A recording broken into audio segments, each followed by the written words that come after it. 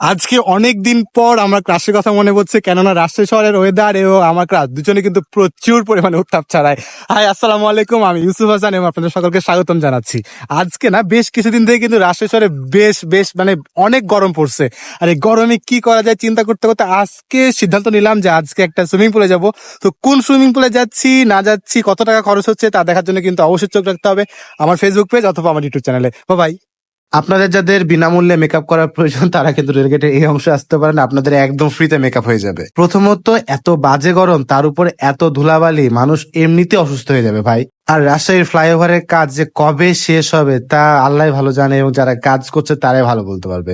তো গরম থেকে বাঁচার জন্য আজকে চলে গেছিলাম রাজশাহী শহরের অন্যতম একটা সুন্দর জায়গা গ্র্যান্ড রিভার ভিউ হোটেলে। এবং জায়গাটির লোকেশন নিয়ে যদি কথা বলি তাহলে কিন্তু জায়গাটির লোকেশন হলো রাজশাহী সিএমবি মোড় থেকে একটু সামনের দিকে। যে একটু পোস্ট দিয়ে ভাবনে ভিতরে যাচ্ছিলাম, সিকিউরিটি দায়িত্ব যে ছিল সে কিন্তু আমাকে আটকালো। যেভাবে আমাকে ডাকলো আমি মনে করলাম যে আমাকে ভিতরে যাইতে দিবে না, বাট সে বললো যে মামা হেলমেট নিয়ে ভিতরে ঢুকা যাবে না। তো তার কাছে হেলমেটটা দিয়ে সরাসরি চলে গেলাম ভিতরের দিকে। ভিতরে প্রবেশের পর কিন্তু যে কারো রিয়াকশন হবে জাস্ট ওয়াও, কেননা ভিতরের পরিবেশটা বেশ দারুণ এবং দেখতেও অনেক সুন্দর। যারা যারা ছবি তুলতে পছন্দ করেন তাদের জন্য আমি এই জায়গাটা প্রেফার করবো।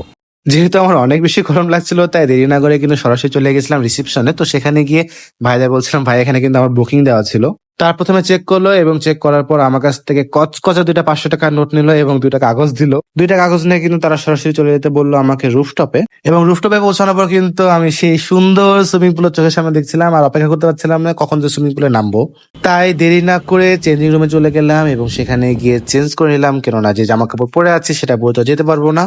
এখন পালা হলো সুইমিং পুলে নামা। তো প্রথমে কিন্তু ভাবছিলাম পানিটা প্রচুর পরিমাণে গরম হবে, বাট না, পানিটা কিন্তু যথেষ্ট পরিমাণে ঠান্ডা ছিল। কেননা বাইরে যেই পরিমাণে রোদ, পানিটা কিন্তু গরম হওয়া একদম স্বাভাবিক। যেহেতু এখানে মানুষজনের পরিমাণ একটু কম ছিল, তো কোয়ালিটি টাইম স্পেন্ড করার জন্য বেস্ট একটা প্লেস এই গরমের মধ্যে। নিজেকে রিল্যাক্স করার জন্য পানিতে একটু সাঁতার কাটছিলাম এবং আমার ক্যামেরাম্যানকে সাঁতার কাটা শিখাচ্ছিলাম যে আসলে সাঁতার কাটতে হয় কিভাবে। রাজশাহী শহরে কিন্তু আরো বেশ কিছু সুইমিং পুল আছে, তো তার তুলনায় কিন্তু এই সুইমিং পুলটা আকারে একটু ছোট, যা কিন্তু আপনাকে হতাশ করতে পারে, কেননা আপনারা কিন্তু মন খুলে সাঁতার কাটতে পারবেন না। তো আজকের মতো এতটুকুই থাকছে, আবার দেখা হবে, কথা হবে নতুন কোনো একটা ভিডিওতে। ভালো থাকবেন, আল্লাহ হাফেজ।